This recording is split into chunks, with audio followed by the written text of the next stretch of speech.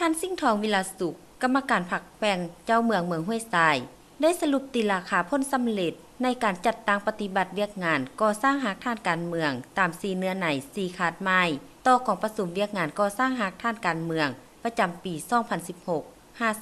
2016-2017 ในปัจจุบันเมืองห้วยทรายแม่นหนึ่งในจำนวน5เมืองของแขวงที่คณะผักขั้นเถิงคัดเลือกเอา4จุดซุ่มลงก่อสร้างหากท่านการเมืองก็คือจุดซุ่มดานทินจุดซุ่มน้ำจวม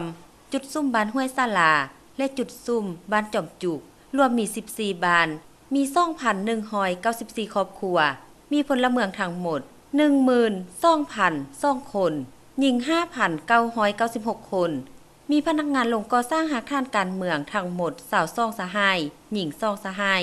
ในนั้นมีพนักงานขั้นเมือง6สหายในระยะ1ปีผ่านมาพนักงานลงก่อสร้างหากท่านการเมืองได้เอาใจใส่จัดตั้งเสื่อมซึมพันขยายตามมติคำสั่งและนิติกรรมต่างๆลงสู่หากท่านบานเป็นปกติต่อเนื่องและทั่วถึงได้สำเร็จการปรับปรุงหน่วยพักหากท่าน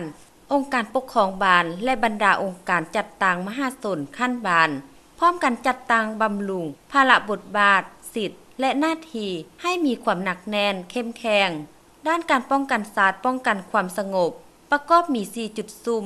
สร้างบ้านตัวแบบปลอดคดีได้2บานบ้านตัวแบบปลอดยาเสพติดได้1บานได้กักตัวผู้ต้องห้าได้จำนวน6รายกักรถจักรที่บ่ถูกต้อง13คันรถกระบะ1คันและศึกษาอบรมขี้ลักงัดแงะนักเลงอันตพาลได้16คน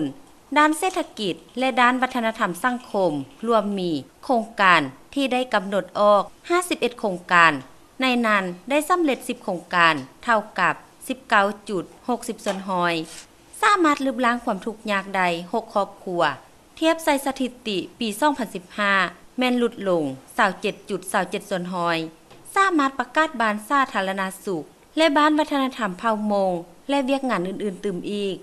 จากนั้นบรรดาผู้เข้าร่วมยังได้ประกอบคำคิดคำเห็นเพื่อเป็นเอกภาพเฮ็ดให้บทสรุปมีเนื้อในครบถ้วนมีความหมายหนักแน่นเฮ็ดให้เวียกงานดังกล่าวบรรลุตามแผนการที่ได้กำหนดไว้เป็นกาวๆมีบางตอนท่านได้กล่าวว่า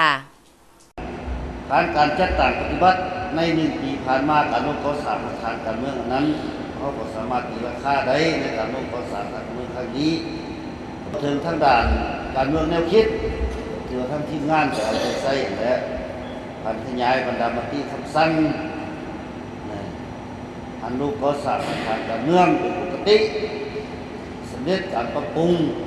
บรรดาองค์การจัดตั้งของบ้านหน่วยพรรคการจัดตั้งมหาชนพร้อมทั้งเลยพร้อมกันได้เปิดเรียนบำรุงพระบทบาท10นาทีในองค์การจัดตั้งภายในบ้านเฮ็ดให้การจัดตั้งของบ้านมีความเข้มแข็งรู้จักนำใส่สิทธิ์รู้จักนำพารู้จักเคลื่อนไหวและสร้างแผนพัฒนาบ้านของตนที่ได้นั้นในงานก่อสร้างพรรคพนักงานแต่ที่ท่านไปพร้อมเข้าก็ได้ก่อสร้างสมาชิกพรรคได้26สหายใน4กลุ่มทุกสุ่มยิง6สหายต่อกับงานป้องกันชาติป้องกันความสงบเขาก็ได้เอาใจใส่การปรับปรุงงานปกสทั้งบำรุงพระบทบาท10นาทีอยู่ใน4ทุกสุ่มนั้นและสามารถสร้างบ้านปลอดคดีได้2บ้านใน1ปีผ่านมา